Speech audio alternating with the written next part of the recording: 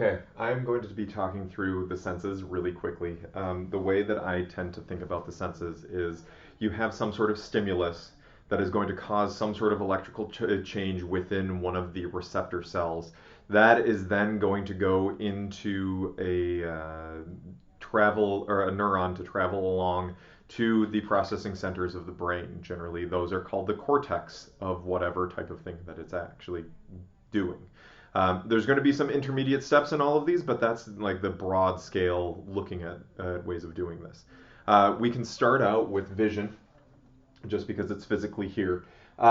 In the dark, we have 11 cis retinol that is keeping a channel open that is going to release an inhibitory neurotransmitter into the cleft in the photoreceptors. So the photoreceptors are going to inhibit the bipolar cells. Bipolar cells then won't transmit anything to the ganglion cells, and then nothing goes to your visual cortex, and your brain says, ooh, it's dark.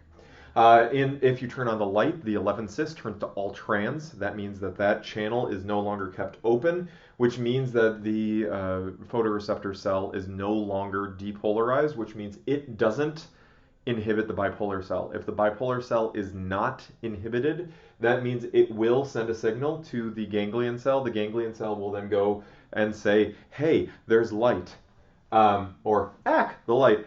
So that is vision.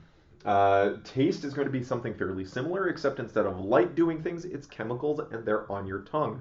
Remember that taste does not happen in specific areas. It's across your whole entire tongue. There are at least 5 different types of flavors that you can have: salt, sour, sweet, bitter, and umami. Umami is kind of awkward in that we really don't necessarily know the specifics of how it works, but it works in some sort of way with a G protein coupled receptor that is similar to either sweet or bitter. It's probably going to be one of those two or both. With salty, you're literally tasting these sodium ions or other different positively charged ions that go directly into cell and directly innervate it. When that happens, then voltage-gated calcium channels are going to open, and it'll release a neurotransmitter, and it'll go along either the glossopharyngeal or the facial nerves, depending on what part of the tongue it's on, to the gustatory cortex. Okay, awesome. Salty, direct innervation. With sour, you're tasting hydrogen ions. Those hydrogen ions are either going to directly go into the cell and make it so that it's depolarized, or they're going to plug potassium leak channels. Either way, it makes it so that the charge inside is more positive, which is then going to open up voltage-gated calcium channels and release a neurotransmitter to the cleft along the glossopharyngeal or facial nerve to the gustatory cortex. With sweet, you bind to a G protein coupled receptor, or GPCR. That's going to open up open up a calcium channel, which will then do the exact same type of thing to the exact same place. Sweet. Generally, it's sugars or simple sugars, or either simple sugars or disaccharides. So monosaccharides or disaccharides, not necessarily the complex carbohydrates like starches, which is why potatoes don't taste sweet, but apples do. Woo. With bitter is going to be alkaloids for the most part. So alkaline types of things. But that is going to open up internal stores of calcium in their sarcoplasmic or in the endoplasmic reticulum or other different calcium stores, which will then release bind to tethering proteins, releasing the neurotransmitter, and then your brain says, "Ooh, hey, that's bitter tasting." While we're at it, we may as well move over here to scent.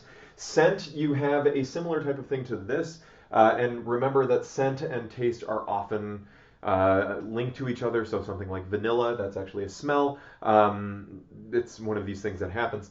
But you have these odorant molecules that are dissolved into mucus, and they will bind to the olfactory receptor cell, which will then send a message to the olfactory glomerulus, where you have the tufted and mitral cells that their cell bodies live in the olfactory bulb.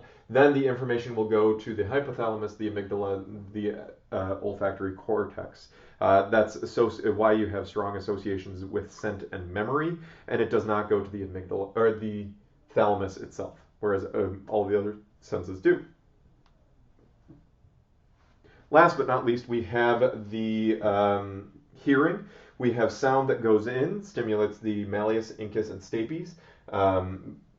Well, it stimulates the tympanic membrane, which stimulates the malleus incus stapes, which vibrates the round window, which then vibrates the different types of the endolymph and the perilymph, which will then make it so that the hair cells that are embedded in the tectoral membrane will start moving back and forth. Because of the high amount of potassium that's inside, as those physically move, they open up channels, mechanically gated channels, allowing potassium to go into the cell. This is the only time that potassium is going to go into a cell and depolarize it. It's because there's more potassium on the outside than there is on the inside.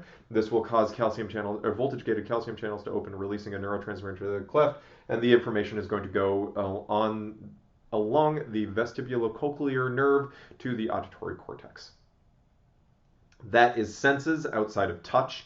Touch, I'm not going to talk about mostly because it's awkward to draw, but that is going to be tactile cells and a variety of other different types of cells.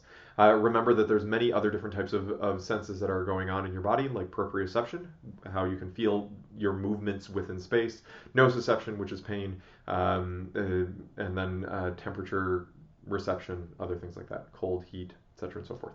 Stretch. Okay? Pressure, so baroreceptors. That is a quick overview of the senses. Ciao.